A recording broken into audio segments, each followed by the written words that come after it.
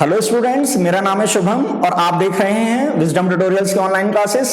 आज हम class 10 CBSE science में चैप्टर 6 करेंगे जो कि बायोलॉजी का पार्ट है और चैप्टर का नेम है लाइफ प्रोसेसेस। तो स्टार्ट करते हैं।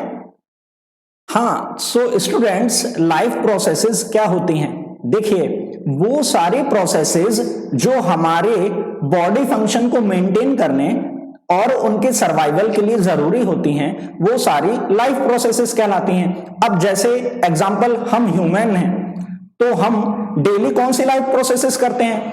हम न्यूट्रिशन लेते हैं, फूड से हमें न्यूट्रिशन मिलता है, तो ये क्या हो गया? ये एक लाइफ प्रोसेस हो गई। ट्रांसपोर्टेशन ऑफ ब्लड, हमारा ब्लड कंटिन्यूसली हमारी बॉडी में क्या कर रहा है? फ्लो कर रहा है, ट्रांसपोर्ट कर रहा है, तो ये भी एक लाइफ प्रोसेस हो गई।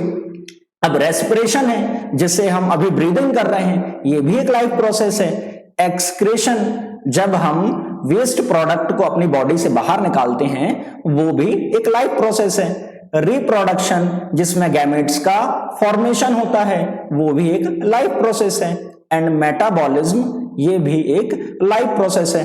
तो ये सारी प्रोसेस क्या होती हैं? एक साथ बॉडी को प्रॉपर फंक्शन के लिए एक साथ परफॉर्म होती हैं। ठीक है, इसीलिए ये सारी लाइफ प्रोसेसेस कहलाती हैं। और लाइफ प्रोसेसेस चैप्टर में हमें सबको वन बाय वन जितने आपको दिख रहे हैं, nutrition, transportation, respiration, excretion, reproduction, metabolism, सबको हमें वन बाय वन डिटेल में स्टडी करना है इस पूरे चैप्टर में। ओके, तो अब देखते हैं कि न्यूट्रिशन क्या होता है। तो देखिए, न्यूट्रिशन क्या होता है? न्यूट्रिशन एक प्रोसेस होती है जिसके थ्रू हम फूड को एक्वायर करते हैं। और ये क्यों जरूरत पड़ रही है? तो नरिशमेंट के लिए। ठीक है, और आगे फर्दर कंटिन्यूसली हमारी लाइफ को सस्टेन करने के लिए, या किसी भी ऑर्गेनिज्म की लाइफ को सस्टेन करने के लिए। ठीक है, तो अब न्यूट्रिशन की हमें क्या जरूरत है? देखिए, तो न्यूट्रिशन, कोई भी ऑर्गेनिज्म हो, हम हो या कोई भी ऑर्गेनिज्म हो, कोई एनिमल हो, ये इन सब कोई ना कोई फंक्शन तो परफॉर्म करनी है। और फंक्शन को परफॉर्म करने के लिए किस चीज की जरूरत पड़ती है? एनर्जी की जरूरत पड़ती है। तो इसीलिए हमें न्यूट्रिशन की नीड होती है। अब सेकंड, न्यूट्रिशन हमें क्या सप्लाई करते हैं? तो न्यूट्रिशन हमें न्यूट्रिएंट सप्लाई करते हैं। For example, protein. Main nutrients क्या होते हैं? प्रोटीन, कार्बोहाइड्रेट्स, फैट्स, ये सब मैक्रोन्यूट्रिएंट कहलाते हैं, जो हमारी बॉडी को ज्यादा चाहिए होते हैं। और फिर जो हमें माइक्रोन्यूट्रिएंट्स कहलाते हैं, जो इनकी बॉडी को ज्यादा जरूरत नहीं होती है, बट इनके बिना बॉडी प्रॉपर फंक्शन परफॉर्म नहीं कर सकती, लेकिन नेसेसरी तो ये भी है, लाइक विटामिन्स एंड मिनरल्स, है ना। तो ये सारे कौन सप्लाई करता है? फूड हमें ये सारे न्यूट्रिएंट सप्लाई करता है ना। अब इसके अलावा भी बॉडी को जो हमारी ग्रोथ है, मतलब कोई भी किसी की भी एज बढ़ती है तो वो ग्रोथ करता है टाइम के साथ, तो उसकी ग्रोथ के लिए और जो टिश्यू हैं, जो सेल्स हैं, उनके रिपेयर के लिए भी हमें न्यूट्रिशन की नीड होती है। ओके, तो अब मोड्स ऑफ न्यूट्रिशन कितने होते हैं? तो देखिए, मेनली दो टाइप के मोड ऑफ न्यूट्रिशन होते हैं। एक होता है ऑटोट्रॉफिक मोड ऑफ न्यूट्रिशन और एक होता है हेट्रोट्रॉफिक मोड ऑफ न्यूट्रिशन। अब ऑटोट्रॉफिक में नाम से ही पता चल रहा है, वो सारे ऑर्गेनिज्म जो अपना फूड खुद प्रिपेयर करते हैं। बट ऐसा तो जनरली कौन करते हैं? सारे ग्रीन प्लांट्स फोटोसिंथेसिस के थ्रू अपना खुद का फूड प्रिपेयर करते हैं। और वो हेट्रोट्रॉफिक वो कहलाते हैं प्लांट के अलावा जो बेस्ड हैं दूसरों पे, या बेस्ड ऑन प्लांट्स, या अदर्स, बेस्ड ऑन प्लांट्स और अदर ऑर्गेनिज्म पे जो बेस्ड होते हैं, वो क्या कहलाते हैं? वो सब हेट्रोट्रॉफिक कहलाते हैं। तो हेट्रोट्रॉफिक में तीन टाइप के होते हैं। ठीक है, एक होता है सेप्रोट्रॉफिक मोड ऑफ न्यूट्रिशन। ठीक है, ये क्या करते हैं? डेड एंड डिके मटेरियल से अपना फूड एक्वायर करते हैं। फॉर एग्जांपल, बैक्टीरिया और फंगाई क्या करते हैं? डेड और डिके के ऊपर ही तो ये जाकर अपना फूड एक्वायर करते हैं। अब पैरासिटिक मोड ऑफ न्यूट्रिशन, इस न्यूट्रिशन में लाइक जो कसकूटा होता है, जिसको अमरबेल कहते हैं, है ना, अमरबेल इसको हिंदी में कहते हैं, लीच होती है, लाइस मतलब जू, है ना, ये सब क्या करते हैं? किसी अदर ऑर्गेनिज्म के ऊपर जाते हैं, उसको किल नहीं करते हैं, वो उसको किल नहीं करते हैं, बिना किल किए अपना फूड क्या करते हैं, न्यूट्रिशन क्या करते हैं, एक्वायर करते हैं। तो ऐसे सारे क्या कहलाते हैं, पैरासिटिक मोड ऑफ न्यूट्रिशन। अब होलोजोइक मोड ऑफ न्यूट्रिशन में क्या होता है, इनमें कॉम्प्लेक्स एनिमल्स आते हैं, और कॉम्प्लेक्स में कौन है, हम ह्यूमन और सारे अदर एनिमल, है ना। इनका जो मोड ऑफ न्यूट्रिशन होता है, सिस्टम होता है, थोड़ा कॉम्प्लेक्स होता है, तो ये सारे होलोजोइक होते हैं। हमें मेनली इस चैप्टर में ऑटोट्रॉफिक में फोटोसिंथेसिस पढ़ना है प्लांट्स का, और होलोजोइक में हमें ह्यूमन, एनिमल्स और अमीबा का देखना है। ओके, सो देखते हैं autotrophic mode of nutrition one by one, अब डिटेल में देखेंगे हम इनको। So the mode of nutrition in which an organism prepares its own food is called autotrophic mode of nutrition. For example, green plants and blue green algae. ये सारे plant photosynthesis के process के through अपना जो food है वो खुद prepare करते हैं, इसीलिए क्या कहलाते हैं, ऑटोट्रॉफिक मोड ऑफ न्यूट्रिशन।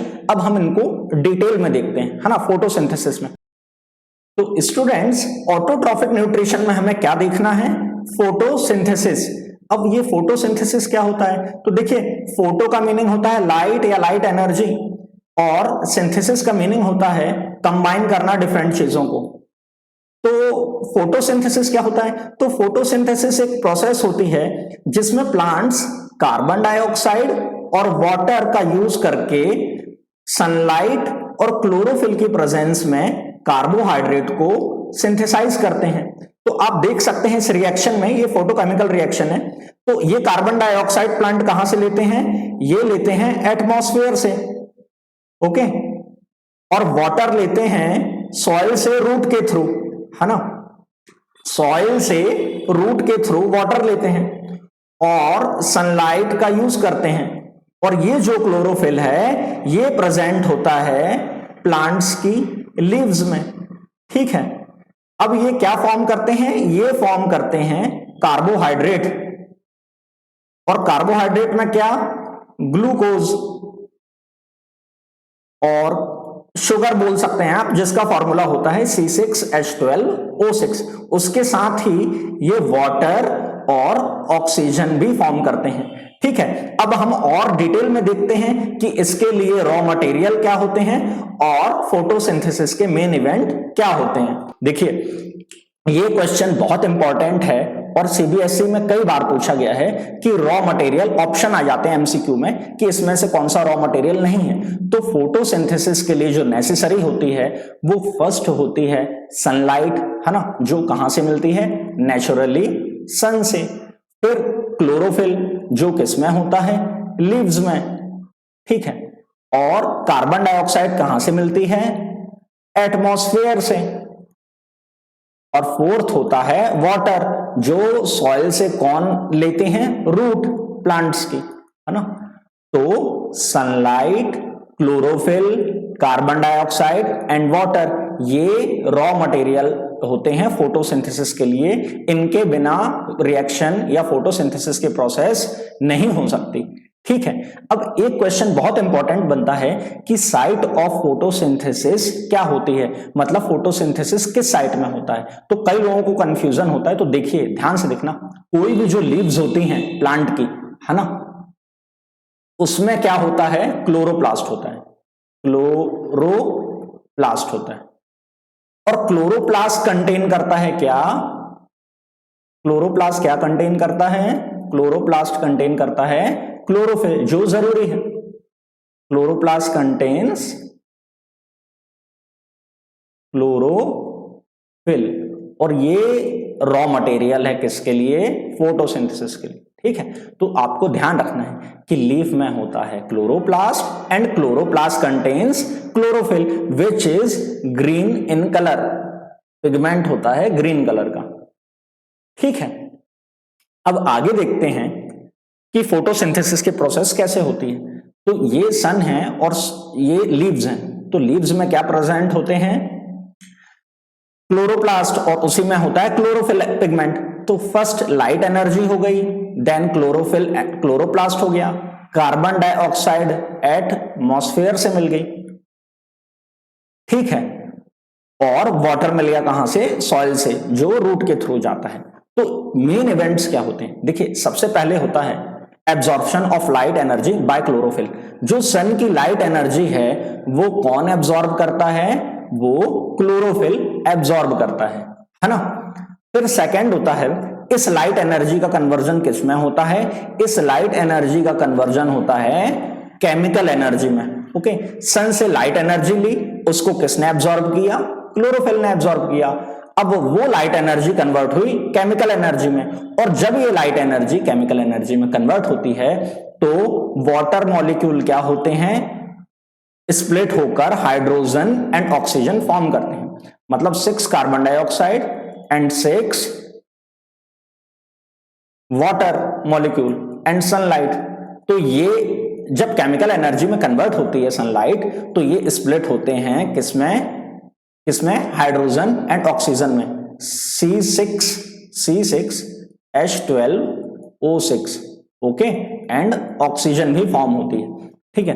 अब थर्ड में क्या होता है, थर्ड जो मेन इवेंट है रिडक्शन ऑफ कार्बन डाइऑक्साइड। इस कार्बन डाइऑक्साइड का क्या होगा, इस कार्बन डाइऑक्साइड का रिडक्शन होगा और ये प्रोड्यूस करेंगे कार्बोहाइड्रेट। अब कुछ लोग बोलेंगे सर ये कार्बोहाइड्रेट क्या है, तो कार्बोहाइड्रेट कुछ नहीं, ग्लूकोज को ही कार्बोहाइड्रेट बोलते हैं।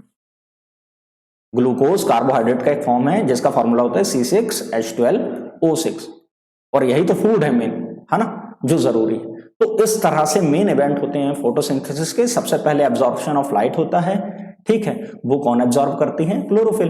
फिर उसको वो केमिकल एनर्जी में कन्वर्ट करता है और वाटर मॉलिक्यूल स्प्लिट हो जाते हैं हाइड्रोजन एंड ऑक्सीजन में, एंड देन कार्बन डाइऑक्साइड का रिडक्शन होता है और फिर क्या प्रोड्यूस होता है, ग्लूकोज या कार्बोहाइड्रेट। तो ये सारी प्रोसेस होती है फोटोसिंथेसिस की, ठीक है।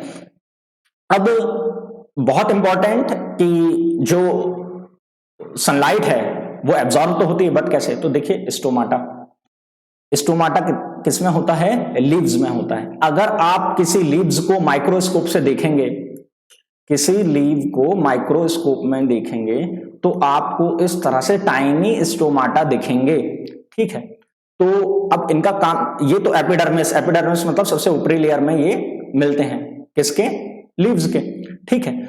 और इनका मेन फंक्शन क्या होता है, इनका मेन फंक्शन होता है गैसियस एक्सचेंज, गैस का एक्सचेंज करना। जैसे हम इनहेल एक्सहेल कर रहे हैं वैसे ही प्लांट भी करते हैं, तो गैसियस एक्सचेंज करना और ट्रांसपिरेशन करना। ट्रांसपिरेशन मतलब वाटर का एवेपोरेशन, है ना, ये समझ लीजिए आप।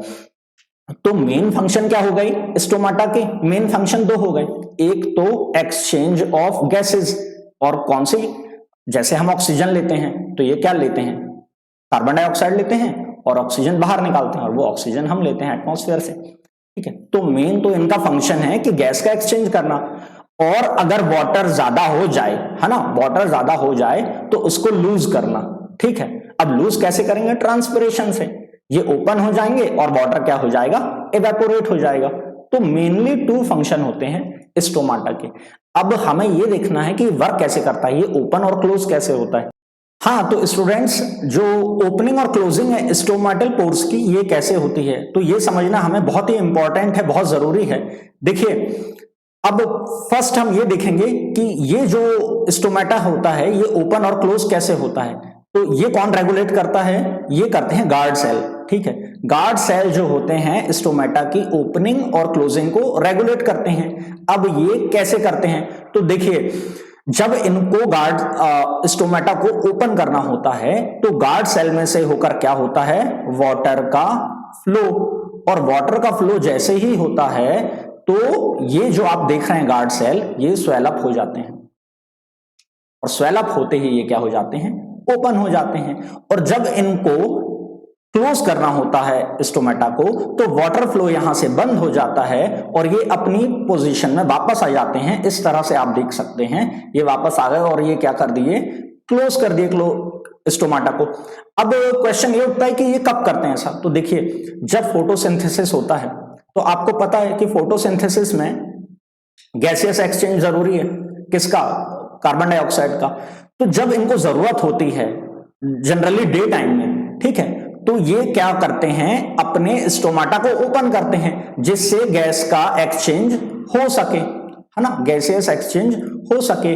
बट जब फोटोसिंथेसिस की प्रोसेस नहीं करते हैं, है ना, जब ये फोटोसिंथेसिस की प्रोसेस नहीं करते हैं, जनरली कब नहीं करते हैं, नाइट टाइम में, क्योंकि नाइट टाइम में सनलाइट नहीं है और गैसेस एक्सचेंज तो होता रहता है, लेकिन जब ज्यादा जरूरत नहीं है तो ये क्या करते हैं, ये अपने स्टोमाटा को क्लोज कर देते हैं। ठीक है, तो डे टाइम में जनरली स्टोमाटा ओपन होता है for gaseous exchange, for photosynthesis process, and night time में ये स्टोमाटा को क्लोज कर देते हैं। इस तरह से ओपनिंग और क्लोजिंग होती है स्टोमाटल पोर्स की। ओके, अब हमें देखना है कि हेटेरोट्रॉफिक न्यूट्रिशन क्या होता है। तो the mode of nutrition in which an organism takes food from another organism, है ना, वो सारे न्यूट्रिशन के टाइप जिसमें जो ऑर्गेनिज्म होता है फूड दूसरे ऑर्गेनिज्म से एक्वायर करता है ना, दूसरों पर डिपेंड होता है, वो क्या कहलाता है, हेटेरोट्रॉफिक न्यूट्रिशन कहलाता है। तो सारे ऑर्गेनिज्म, ठीक है, ऑर्गेनिज्म अदर देन, सारे ऑर्गेनिज्म ग्रीन प्लांट और ब्लू ग्रीन एल्गी को छोड़ दें तो किस में आएंगे, हेटेरोट्रॉफिक में, क्योंकि ग्रीन प्लांट्स और ब्लू ग्रीन एल्गी फोटोसिंथेसिस से अपना फूड खुद प्रिपेयर करते हैं, इसलिए ऑटोट्रॉफ कहलाते हैं। तो इनको छोड़ दें तो सब किस में आ जाएंगे, हेटेरोट्रॉफिक न्यूट्रिशन में। अब हम देखते हैं इसमें हेटेरोट्रॉफिक में फर्स्ट कौन है, सैप्रोफाइटिक न्यूट्रिशन। तो सैप्रोफाइटिक न्यूट्रिशन में क्या होता है, डेड और डिकेइंग ऑर्गेनिक मैटर होते हैं ना, उनसे ये क्या करते हैं, अपना फूड एक्वायर करते हैं या न्यूट्रिशन लेते हैं। For example fungi and saprophytes.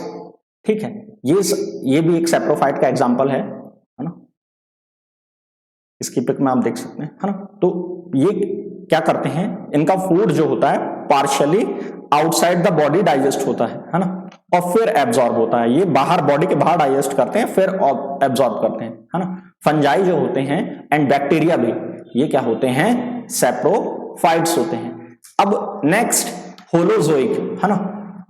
Holozoic में क्या होता है, in holozoic nutrition the digestion happens inside the body of the organism. सारे होलोजोइक न्यूट्रिशन में, और ये क्वेश्चन आता भी है कि किस टाइप के न्यूट्रिशन में जो डाइजेशन होता है वो बॉडी के बाहर होता है, तो बॉडी के बाहर पार्शियली किसमें होता है, सैप्रोफाइट्स में, बट बॉडी के अंदर किसमें होता है, होलोजोइक में।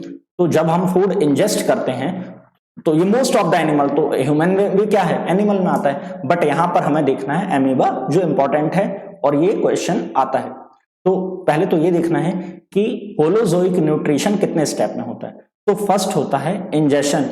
इंजेशन मतलब इनटेक, जो फूड हम खाते हैं ना वो कहलाता है इंजेशन।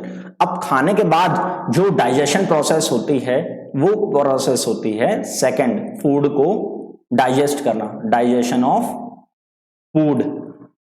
ठीक है, अब डाइजेशन होने के बाद फूड क्या होगा, एब्जॉर्ब होगा बॉडी में फर्दर, है ना, तो वो प्रोसेस होती है थर्ड, एसिमिलेशन।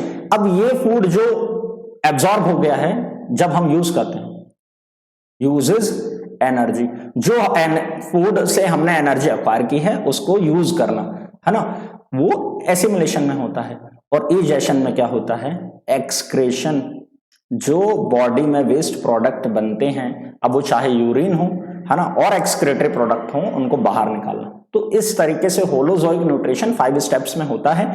फर्स्ट होता है इंजेशन, मतलब फूड को इनटेक करना, देन डाइजेशन, डाइजेस्ट करना, देन एब्जॉर्ब करना, देन जो हमने एनर्जी मिली है उसका यूज करना, प्रॉपर उसको डिस्ट्रीब्यूट करना, एंड इजेशन, वेस्ट प्रोडक्ट्स को बाहर निकालना।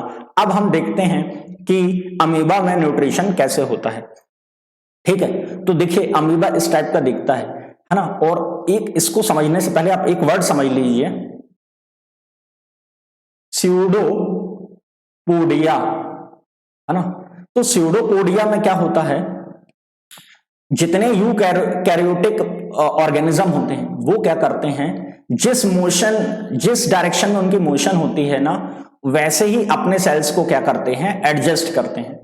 ठीक है, तो आप देख रहे होंगे कि अमीबा तो ऐसा होता है, ठीक है, लेकिन जब फूड इसको इनटेक करना है, इंजेस्ट करना है, तो इसने अपना माउथ जैसा ओपन कर लिया, तो यही क्या कहलाता है, फॉल्स माउथ जैसे ओपन कर लिया। तो ये स्यूडोपोडिया के कारण कर पाते हैं, एडजस्ट करते हैं, जिस डायरेक्शन में उनको मूवमेंट करना है वैसे वो पोजीशन बना लेते हैं, वैसा शेप बना लेते हैं, है ना। तो ये देखिए, आपने इसको इंजेस्ट करना है तो इसने मुंह ओपन जैसा कर लिया, ठीक है। ये अब इसके जो फूड है मुंह में आप देख रहे हो, ये यहां पर फंसा हुआ है, ये देखिए यहां पे सूडो वर्ड लिखा हुआ है ना। अब इसने क्या कर लिया, जैसे ही इंजेस्ट किया क्लोज भी कर लिया, है ना। अब यहां पे डाइजेशन शुरू हो गया इसका, इसने क्लोज कर लिया, ये डाइजेशन प्रोसेस है, शुरू हो गई यहां पे, ये इंजेशन था, ठीक है। अब इसने पूरी तरह से फूड को अंदर ले लिया है, ये भी डाइजेशन में ही आएगा, ठीक है। अब इसने, आप देखो थर्ड में, है ना, इसने क्या कर लिया, एब्जॉर्ब कर लिया फूड को, इसने फूड को एब्जॉर्ब करना कर लिया है, और अब वो उस एब्जॉर्ब फूड से एनर्जी यूज करेगा, जो क्या कहलाएगा, एसिमिलेशन। एंड ये देखिए, ये बाहर जाता हुआ दिख रहा है, ये क्या है, इजेशन या एक्सक्रेशन कर रहा है अपना, है ना। सोचिए, एक यूनिसेलुलर होता है अमीबा और सिंगल सेल, सेल्यूलर, है ना, सिंगल सेल इतने सारे फंक्शन स्यूडोपोडिया से परफॉर्म कर रहा है ना। जब उसको फूड खाना था, अपने उस मुंह का शेप वैसा कर लिया, फिर मुंह को बंद कर लिया, जैसा ह्यूमन इतना कॉम्प्लेक्स एनिमल है, और अमीबा सिंगुलर सेल होकर, एक सेल होकर इतने सारे फंक्शन जो ह्यूमन करते हैं वो सारे परफॉर्म कर रहे हैं, है ना, ठीक है। तो इस तरह से अमीबा न्यूट्रिशन लेता है, जितनी प्रोसेस हम ह्यूमन एनिमल्स में होती है उतनी अमीबा में होती है। डिफरेंस इतना है, ये यूनिसेलुलर है, एक सेल का बना होता है, सिंगल सेल, ठीक है। ध्यान रखना कि सिंगल सेलुलर है अमीबा, यूनिसेलुलर, है ना, एक सेल का होता है, ठीक है। और ये इंपॉर्टेंट है, ये क्वेश्चन आया हुआ है, तो इतना टफ नहीं है ये बनाना, आप बना सकते हो, है ना, कि माउथ ओपन हो रहा है, फिर क्लोज हो रहा है, फिर digestion, absorption and digestion, okay. Now अब है पैरासिटिक, इसके जो पैरासाइटिक वर्ड है इसी से पता चलता है कि ये क्या करते हैं, अदर ऑर्गेनिज्म के ऊपर बैठ जाते हैं। फॉर एग्जांपल आपने देखा होगा ना, गांव में काऊ या बफेलो, भैंस के ऊपर क्या होते हैं, बैठे होते हैं, बट उनको हार्म नहीं करते हैं, बट उनसे क्या करते हैं, फूड एक्वायर कर लेते हैं। The organism which lives inside और outside another organism and derives nutrition from it is known as parasites. अब हम दूसरों की क्यों बात करें, ह्यूमन, हमारे सिर में क्या होती है, जू होती है ना, जू, लाइस जिनको बोलते हैं, तो ये पैरासाइट्स हैं, मतलब हमारी बॉडी में भी पैरासाइट्स हैं, है ना। तो जो सर खुजली होती है वो क्यों होती है, जू की वजह से, है ना, तो जू पैरासाइट है। लीच होती है ना, लीच आपने देखा होगा, चिपक जाती है, और ये क्या करती है, ब्लड खून चूस के, है ना। टिक, एंड एक है कसकूटा, कसकूटा को क्या बोलते हैं, कसकूटा बोलते हैं एक्चुअली इसको, इसका ये होता है अमरबेल, है ना। तो ये सारे एग्जाम्पल किसके हैं, ये सारे एग्जाम्पल हैं पैरासाइटिक मोड ऑफ न्यूट्रिशन के, ओके। नाउ अब आज के लिए सिर्फ इतना ही इस सेशन में रखेंगे, आगे का नेक्स्ट पार्ट में करेंगे। और थैंक यू वेरी मच। अगर आपको लगता है कि आपको इस वीडियो से कुछ इंफॉर्मेटिव लग रहा है, कुछ बेटर लगता है औरों से, या फिर हम इसमें और क्या इंप्रूव कर सकते हैं, तो आपके सजेशन मोस्ट वेलकम है। और प्लीज हमें लाइक करें, सब्सक्राइब करें, मोटिवेट करें, ओके। Thank you.